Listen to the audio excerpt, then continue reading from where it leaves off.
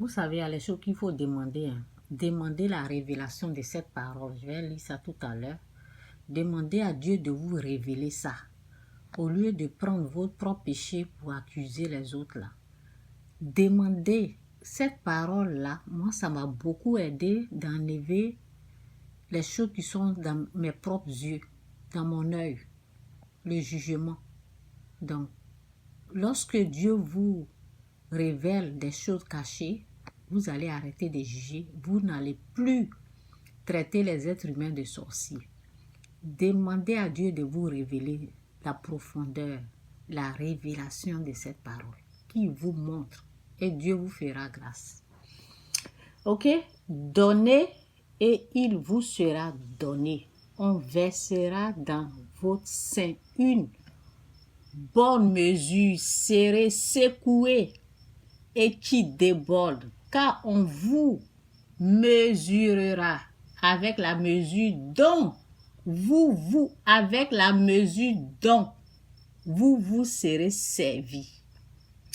C'est fort, hein? Ne traitez aucun être humain de sorcier. C'est moi, je vous parle.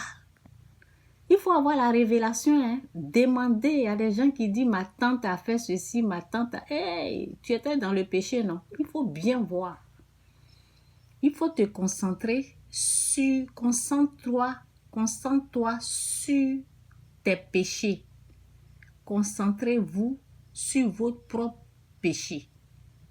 Évitez de voir ce qui est dans l'œil de l'autre. Accuser l'autre. Là. Il faut éviter ça. Hein? C'est le verset qui est là. Luc 6, verset 37. Lisez tout le verset jusqu'en bas. Si vous voulez une délivrance, là, lisez le verset. Là. Vous allez voir. Vous allez être délivré. Et vous allez arrêter de juger les gens. Ça va vraiment vous aider. Il y a des gens qui sont là, qui disent oui, la petite sœur veut dépasser la grande. La petite sœur veut dépasser la grande sœur. Ce sont des paroles sataniques. Ces paroles diaboliques, là, il faut éviter de dire ça.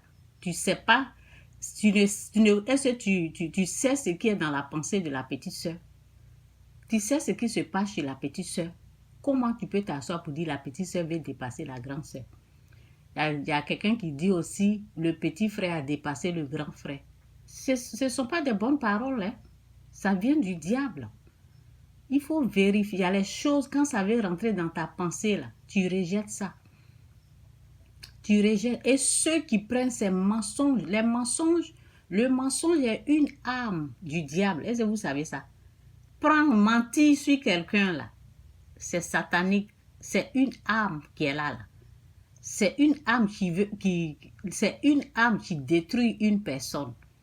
Mais les choses comme ça, là, nous, là, ça ne nous fait rien.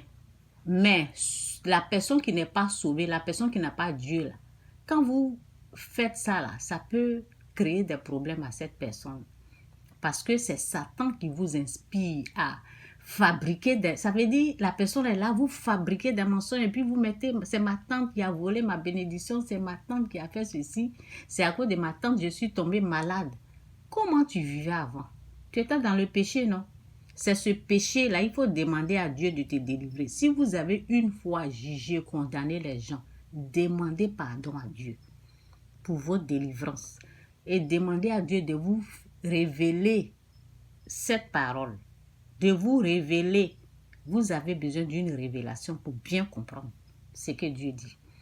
Dans Luc 6, verset 37, c'est dit, « Ne jugez point, et vous ne serez point jugés. » Demandez la révélation à Dieu, vous allez comprendre. Et vous allez arrêter carrément de juger les membres de votre famille. Chacun se tue, les gens font tout possible pour s'en sortir. Mais vous prenez votre négligence, votre péché là pour dire c'est à cause de lui là je n'ai pas reçu. Il faut bien voir ce qui est dans ton œil. Ce qui est dans ton œil là, c'est ça. C'est ça il faut enlever. Le péché là. Quitte dans le péché. Quitte dans le mal.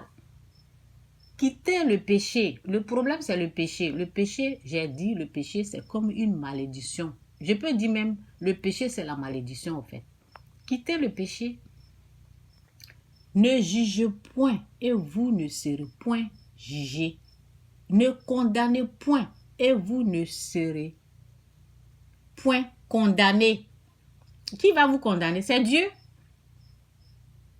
Ok? C'est Dieu.